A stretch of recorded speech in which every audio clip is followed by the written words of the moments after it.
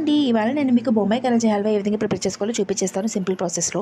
మనకి డీమార్ట్స్‌లో కానీ, రిలయన్స్ మార్ట్‌లో కానీ, సూపర్ మార్కెట్స్‌లో కానీ హల్దీరామ్స్ వాళ్ళది అవైలబుల్ ఉంటుంది. బట్ మనకి కెమికల్స్ అండ్ ప్రిజర్వేటివ్స్ యాడ్ చేస్తారు స్టోరేజ్ ఉండడం కోసం.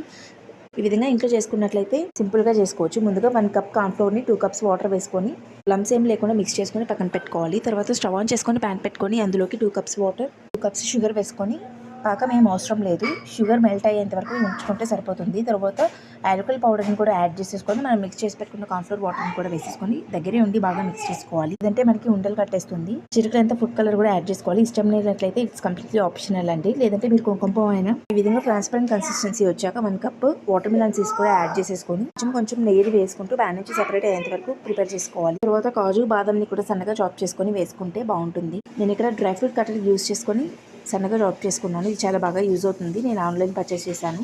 ఏదైనా ఇంట్లో మనం స్వీట్స్ చేసుకున్నప్పుడు డ్రై ఫ్రూట్స్ కట్ చేయడానికి సగం టైం సరిపోతుంది. దీన్ని యూజ్ చేసుకున్నట్లయితే మనకి టైం చాలా బాగా సేవ్ అవుతుంది. తర్వాత నెయ్యి రాసుకున్న బౌల్లోకి ప్రిపేర్ అయిన హల్వా వేసేసుకొని 2 అవర్స్ వదిలేసి కట్ చేసుకున్నట్లయితే